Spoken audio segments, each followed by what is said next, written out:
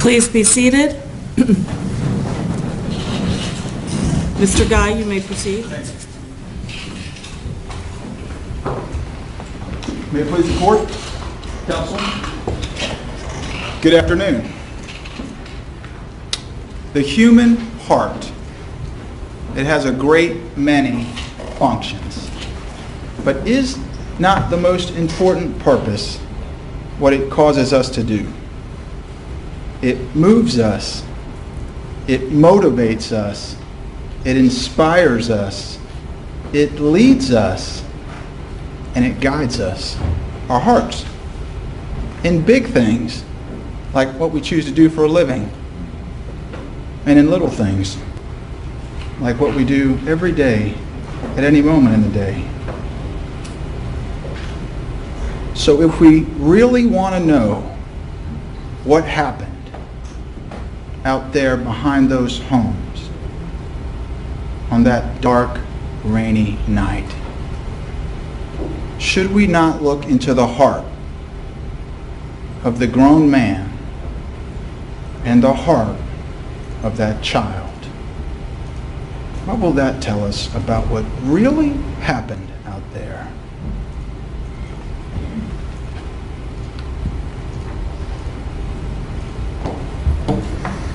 That's what was in George Zimmerman's heart. And the defense attorney can make fun of the way I say it, but it's not my voice that matters. It's yours. And we're about to hear from you. What does that say to you? Was he just casually referring to a perfect stranger by saying effing punks? That doesn't evidence to you anything? That's normal language?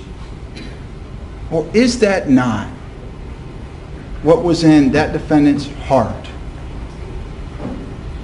when he approached Trayvon Martin? What does that tell you?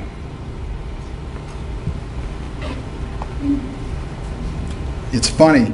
He put on a timeline that was 10 feet long, and the only thing he skipped was those two words at the bottom of the screen. It was the only thing. Think there was a reason for that? Think your reason he didn't want you to think about that again? How powerful that is? What that defendant was really feeling just moments before he pulled the trigger? Think that was a coincidence?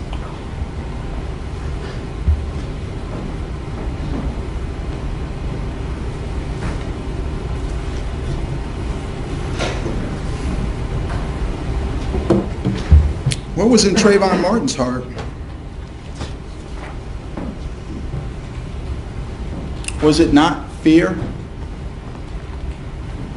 that Ms. Gentile told you about? The witness who didn't want to be here? The witness who didn't want to be involved? But the witness, the human being that was on the phone with the real victim in this case, Trayvon Martin, right up until the time of his death. Was that child not in fear when he was running from that defendant? Isn't that every child's worst nightmare? To be followed on the way home in the dark by a stranger? Isn't that every child's worst fear? That was Trayvon Martin's last emotion.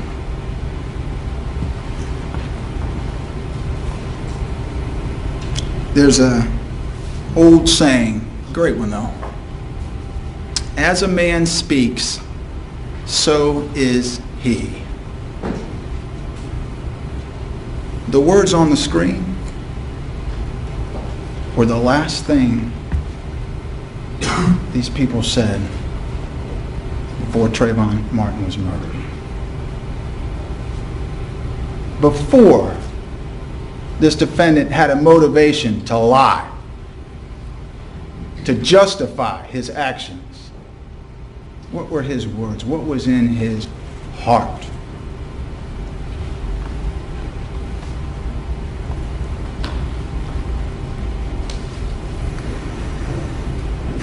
If ever, there was a window into a man's soul, it was the words from that defendant's mouth on that phone call. And if ever there was a question about who initiated the contact between that grown man and that child, it was again those defendants' words. When he told Sean Nofke, just have the officer call me on my cell phone and I'll tell him where I am. George Zimmerman was not going back to the car or the clubhouse or the mailboxes. And if there was ever any doubt about what happened, really happened, was it not completely removed by what the defendant said afterwards? All of the lies he told, all of them. What does that tell you? There's only two people on this earth who know what really happened, and one of them can't testify, and the other one lied. Not about little things like his age or whether or not he went to the hospital, but about the things that really, truly matter.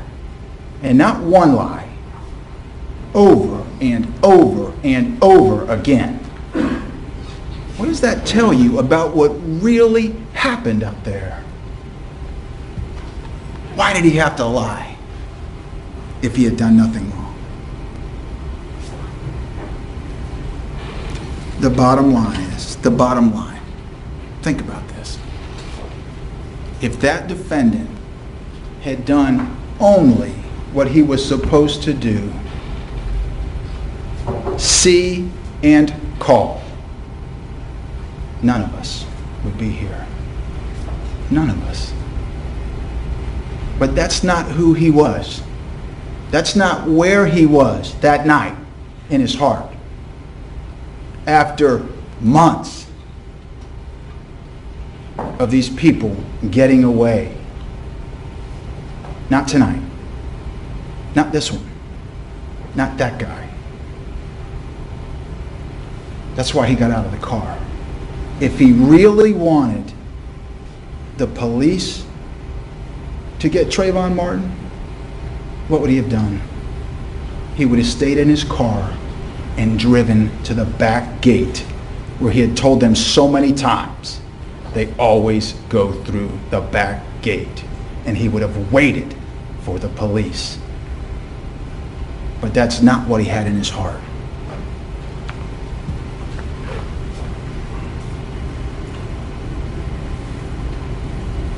Trayvon Martin may not have the defendant's blood on his hands, but George Zimmerman will forever have Trayvon Martin's blood on his. Forever.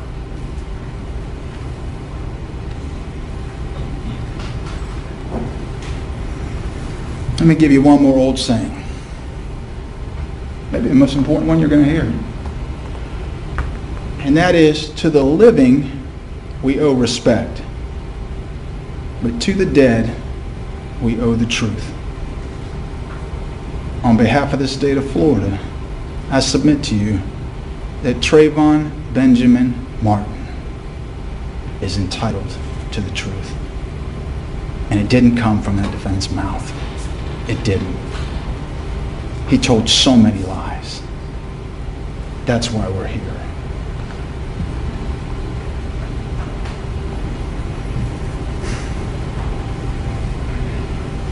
By the end of the night,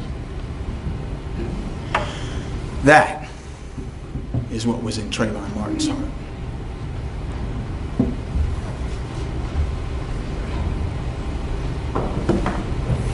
The defense attorney said, what evidence is there that the defendant followed Trayvon Martin after he said okay? He challenged the state. Well, I've got an answer. What happened after 1913-43 when that defendant hung up with Sean Nockey? In 1915-44, when Rachel Gentile heard the thump and the end of Trayvon Martin's life. The defense attorney gave us a nice demonstration of what happens in 4 minutes.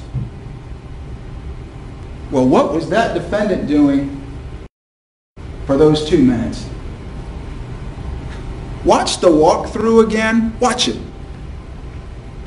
Because he tells you exactly where he hung up. He's walking back in the direction of the T, and he says, I got off the phone and I continued to my car. Maybe 10 seconds before he got to the T.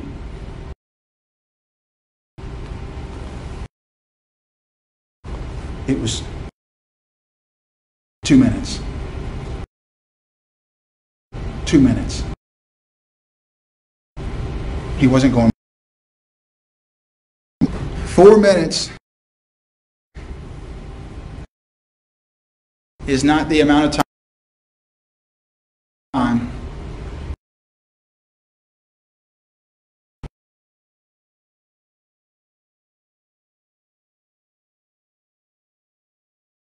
do it in the jury room. If he was waist, and pop, or he had hit him, couldn't touch him. The defendant didn't shoot Trayvon Martin because he had to. He shot him because he wanted to. That's the bottom line.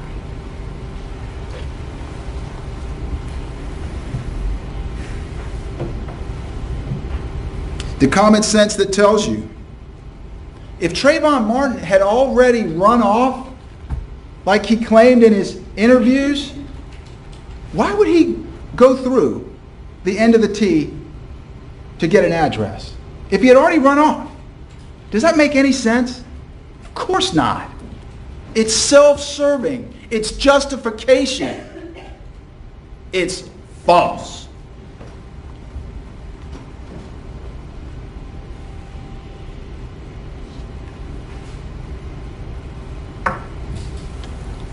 The yelling.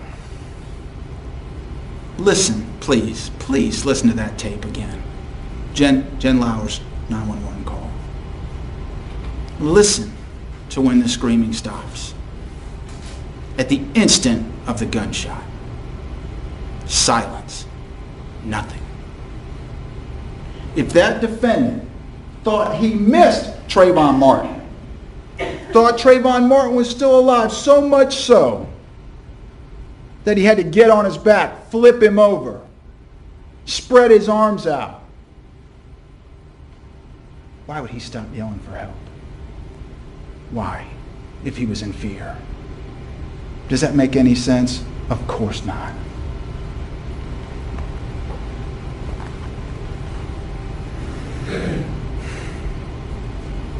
If he was yelling that loud and that long, would he have sounded the way he sounded on the recordings that you have? He wouldn't have been hoarse. He wouldn't have had a strained voice if that was him yelling. Really? That's why common sense is so important. This isn't a complicated case.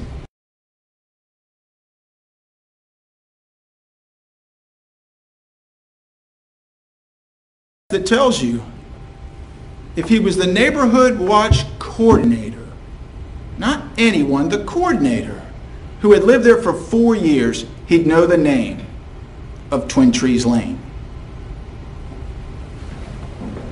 The common sense that tells you if he was so afraid of the real suspicious guy with his hands in his waistband, he'd have never got out of the car. But that's not what happened.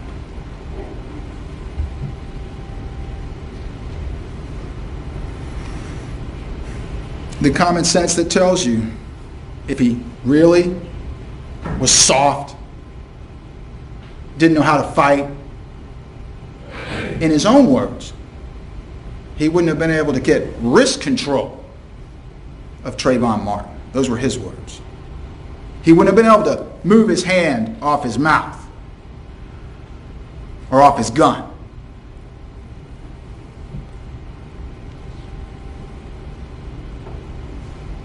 If Trayvon Martin was putting on such a blow, that little plastic, flimsy kid's watch on his wrist, it wouldn't have come off. It didn't.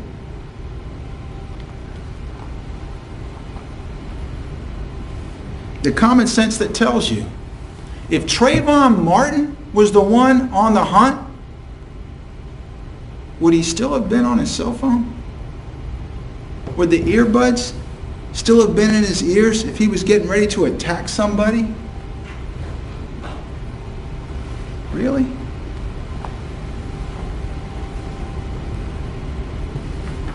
And the most important one of all, the common sense that tells you in your everyday life, really, if he hadn't committed a crime, why did he lie so many times? Why did he lie? Let me remind you.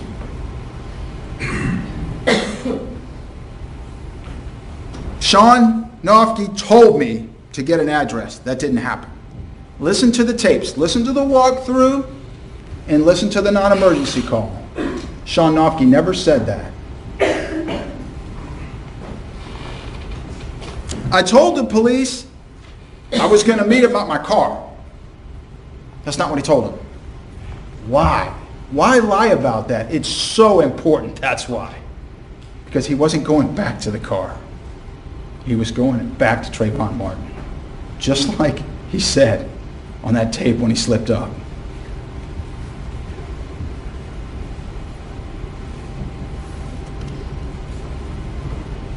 Just like he lied about when he was confronted. It wasn't 10 seconds afterwards. It was 2 minutes.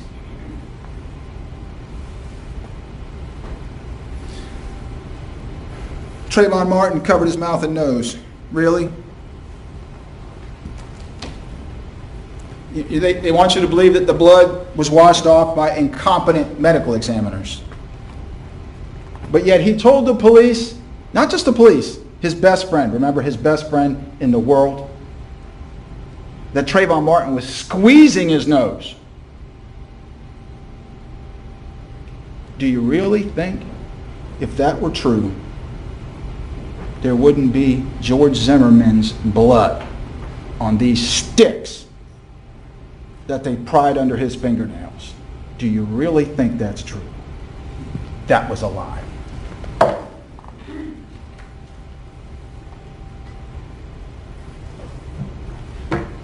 Concrete. You're kidding me. It's heavy. It's hard. If his head had been slammed into something like this, slammed, bashed over and over, he wouldn't look like he did in those photographs. Think about it. That would be it.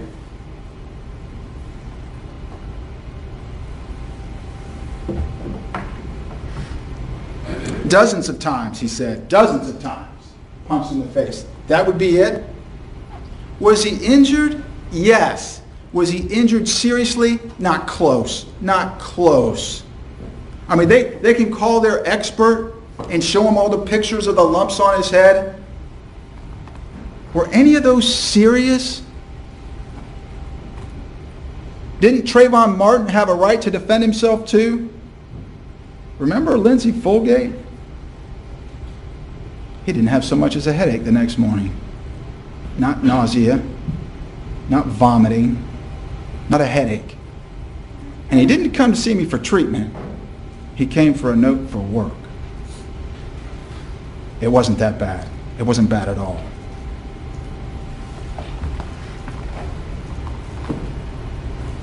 Would Trayvon Martin's hand look like that if he had been pummeling him?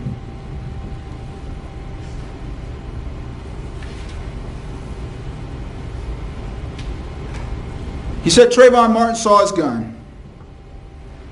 First of all, it was inside his waistband. Inside. Second of all, Trayvon Martin's legs were covering it. He couldn't have got to it. Trayvon Martin couldn't have seen it. Do you think for a second, seriously, do you think for a second that if Trayvon Martin had seen that gun ever, there'd be a gunshot at 90 degrees in the center of his chest? Do you think that? I mean, Mr. Stay Puft, Mr. Softy, was going to be able to get a shot directly through the center of his chest with Trayvon Martin knowing that gun was there, fighting for his life? Do you think that?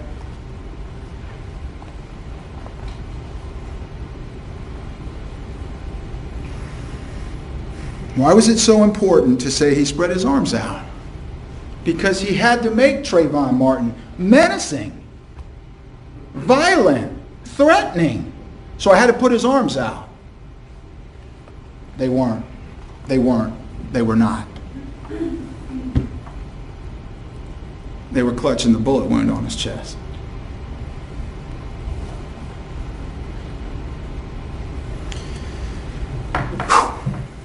The car.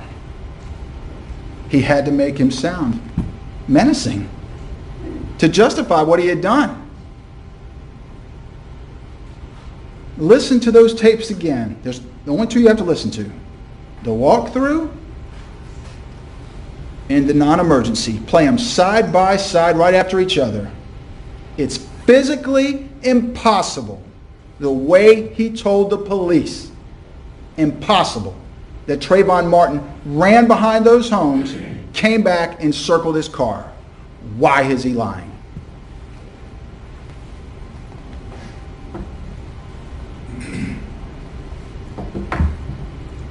He didn't want to know about stand your ground. Didn't want the police to know he knew about it. Stand your ground? What's that?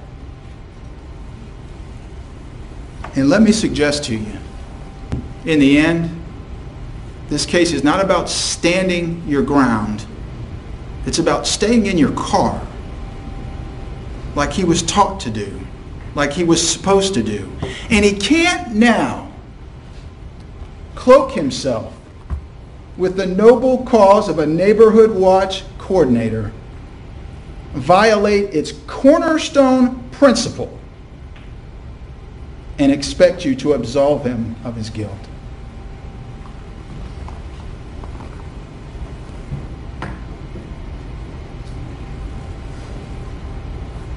He changed his story.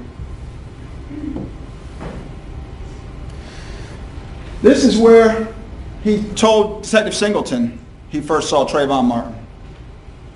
And this is where he showed him on the walkthrough. Watch the walkthrough again.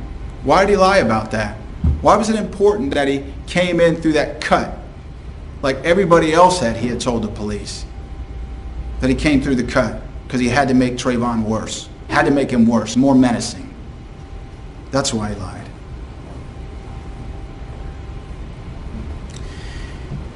He told some people Trayvon Martin said one thing, and then it got worse. He told him he said something else. He reached for my gun. Had to make it worse. So he told Mark Osterman, his buddy, no, he grabbed my gun. He told him between the hammer and the back. Why? Why is he doing this?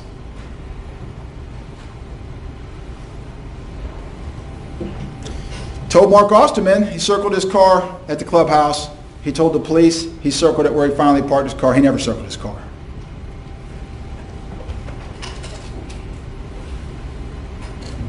Told somebody he got his cell phone out. Told other people he was reaching for his cell phone.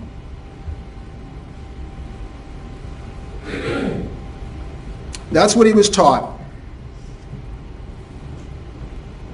Don't be a vigilante. Don't. See and call. Don't get out. Don't follow. Don't pursue. Don't try to detain. Just call. Just call. And they gave him a little special book. as the coordinator, what not to do. What did he do?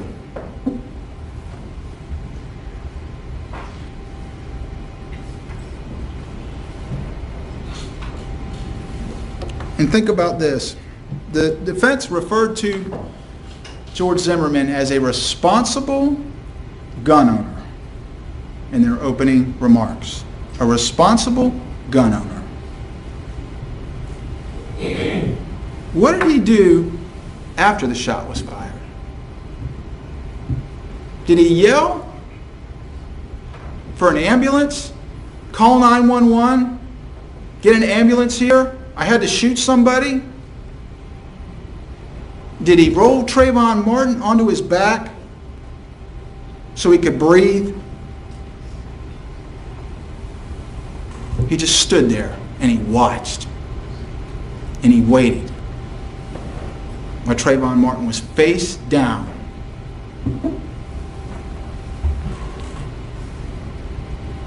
The bottom line is, who is responsible for Trayvon Martin lying on that ground? Trayvon Martin didn't kill himself. And who's responsible for the state not being able to ask Trayvon Martin to step forward so I could put my hand on his shoulder? God, I'd love to do that. Who's responsible for that? And Trayvon Martin is not, was not, will never be a piece of cardboard.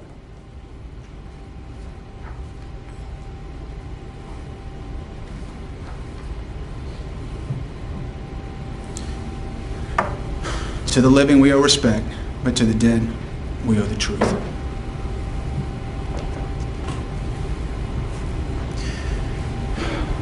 It probably seems like a year ago that we were all in here, one by one, and then as a group, in jury selection. And one question got a smile from everybody, but it's important. When the attorneys asked you, do you understand? It's not like TV?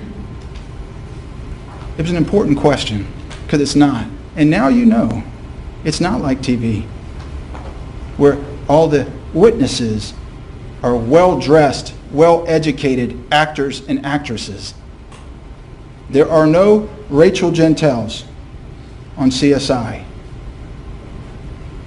And they don't call people like Kristen Benson, who found nothing in a fingerprint from the gun on Law & Order. It's not like that in real life. In real life, we give you everything. The good, the bad, the indifferent. Because when that defendant is entitled to a trial, he's entitled to a fair one. All of it. All of it. And now you have that. In Hollywood, they write it up the way it happens on Sunset Boulevard. But in real life, it happens just like it did on Twin Trees Lane, in front of so many good, unsuspecting people.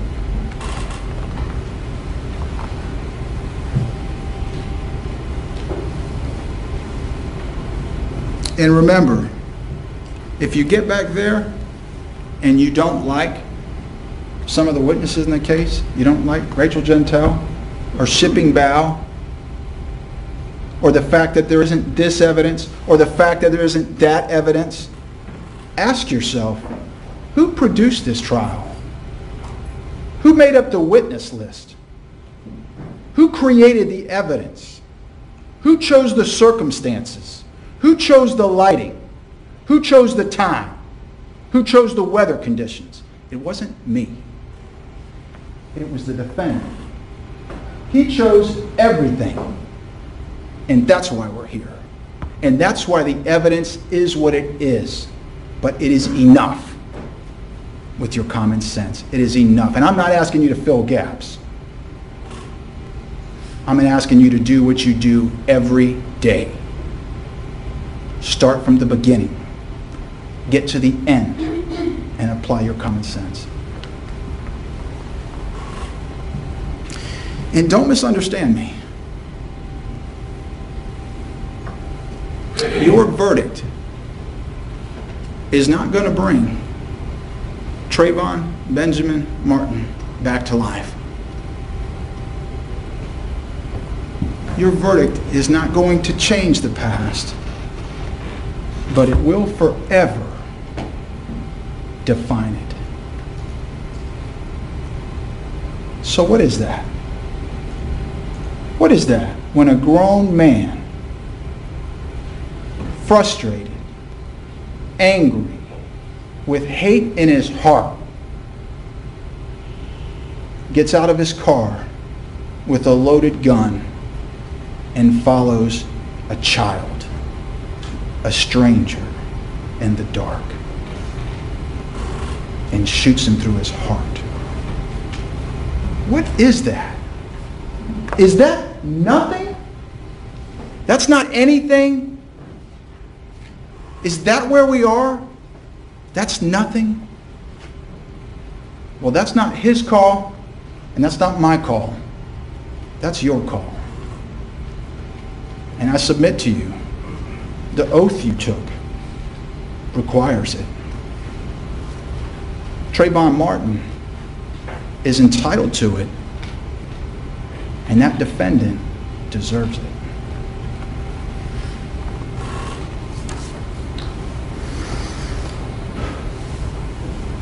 Defense counsel went through this with you. I just want it real quickly because it is our burden, so indulge me, please. A person is justified in using deadly force if he reasonably believes that such force is necessary to prevent imminent death or great bodily harm. I mean, they can put this picture up. You know, they blew it up for you. It's bigger than life size. It's color. That's the fact. That's reality. That's what he looked like that night. When you wipe the blood away, that's what he looked like. Did that man need to kill somebody? Need to kill a teenager?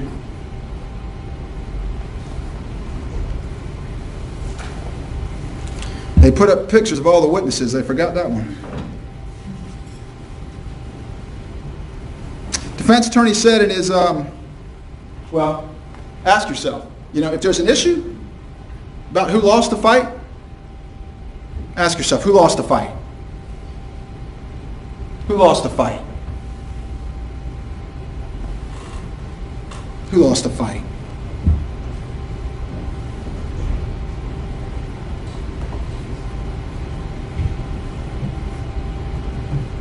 That's all evidence.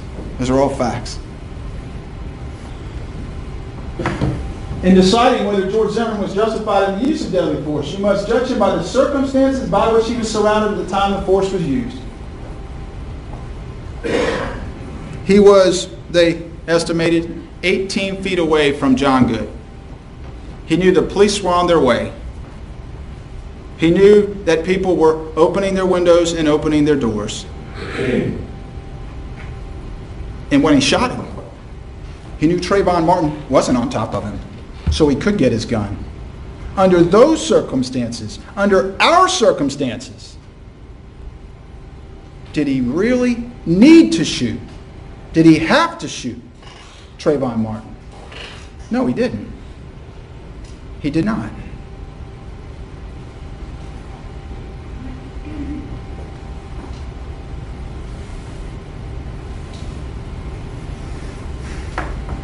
Before I get to reasonable doubt, let me just go through a couple of things in the time I have remaining that the defense mentioned to you.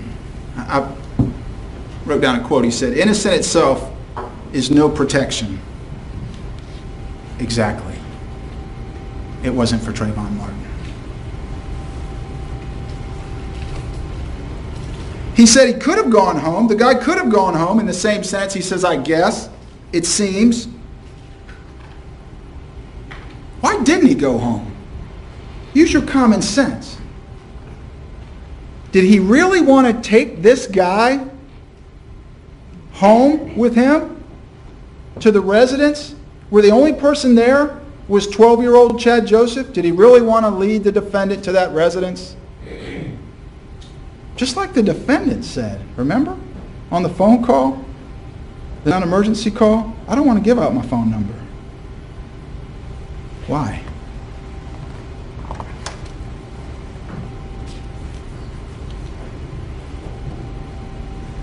Dennis Root said there's no other option for the defendant. For everybody else there is. I mean, he had to admit that. He could have done other things, but he said for the defendant, there wasn't another option. But consider this. This is so important when you consider his opinion. The only evidence he had about what was happening at the time the shot was fired was from who? Self-serving statements from the defendant. That was his opinion based on that. And when I asked him, when I got on the floor, how could he get the gun with Trayvon Martin on top of him? The words were, somehow, somehow. Like I said, if y'all have to do it, get on each other. You won't get the gun. You won't until you get off.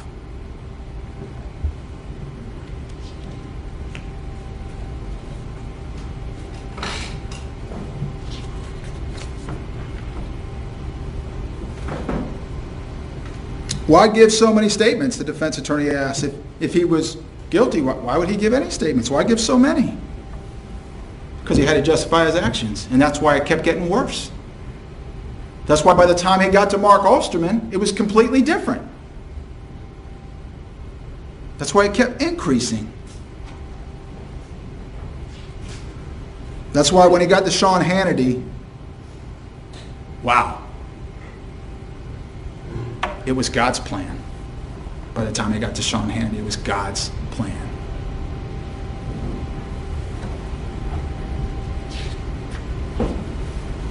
The defense attorney mocked me. That's fine. Because I said he pushed the gun into his chest. He didn't. He didn't. It was a contact wound with his shirt. He didn't push the gun into his chest.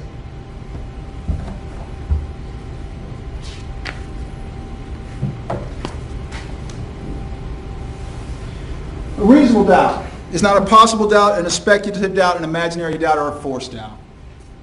And it's kind of funny the way they do the instructions. They don't tell you what a reasonable doubt is. They tell you what it's not.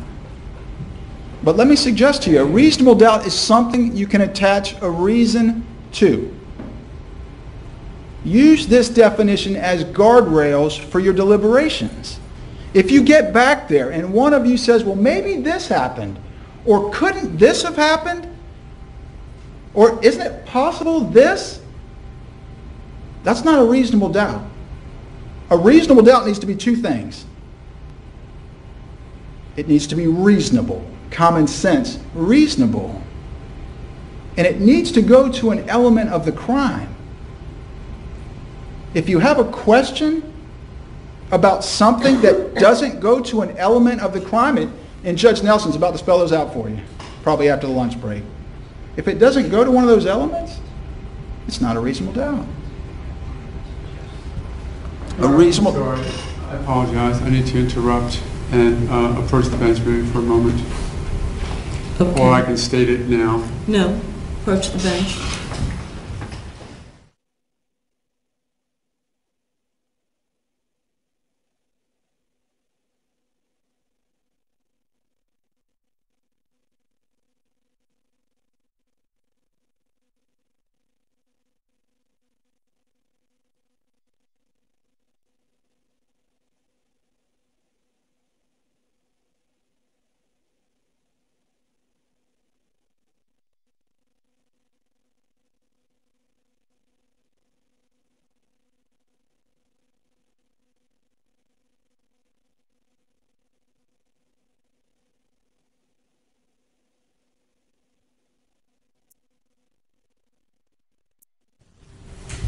Ladies and gentlemen, again, after the Final arguments have been concluded. I will instruct you on the law that's applicable to this case. You will be taking that law back to the courtroom with you. Thank you. You may proceed. Thank you, Judge. Listen to the court when you get the law. This is what she'll tell you.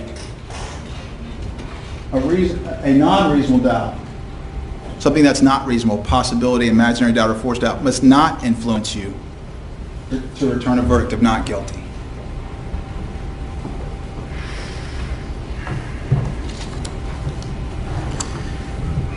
Let me just address one more thing with you before I close.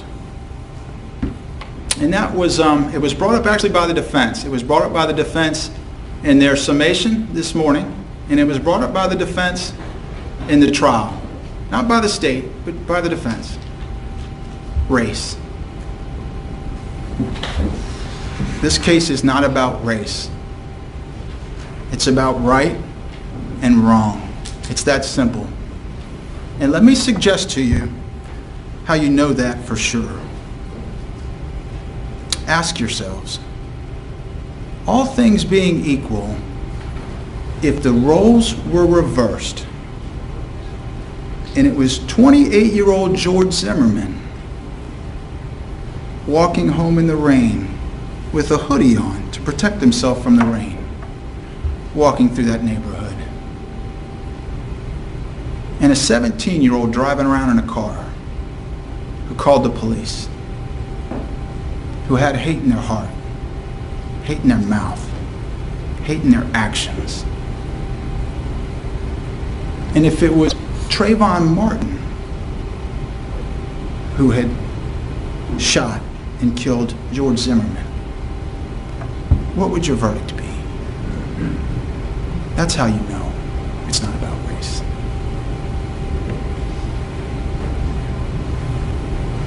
To the living, we owe respect, but to the dead, we owe the truth.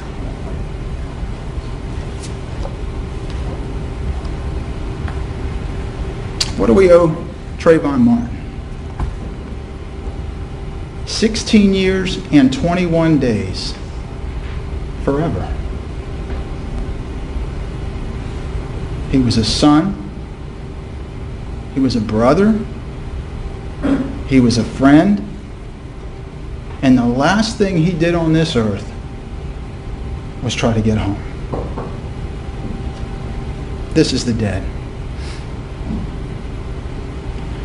The self-serving statements, the lies from his own mouth, and the hate in his heart. Words that they can't now take back. The physical evidence which refutes his lies. And the law that Her Honor is about to read to you, the law that applies to all of us, and the law that applies to each of us. This is the truth. Thank you for your time. Ladies and gentlemen, I'm going to read the jury instructions, but I want to give you a choice. Would you like to have these instructions read after lunch, or would you like to have them read now and then go to lunch? After lunch? Okay, I will respect that. Please put your notepads down before you go to lunch. I want to admonish you again. You are not to discuss the case amongst yourselves or with anybody else. You're not to read or listen to any radio, television, or newspaper reports about the case. You're not to use any type of an electronic device to get on the internet to do any independent research about the case, people, places, things, or terminology. And finally, you're not to read or create any emails, text messages, tweets, social networking pages, or blogs about the case. Do I have your assurances that you will abide by these instructions? Okay, thank you. We'll be in recess until 2 o'clock. If you'll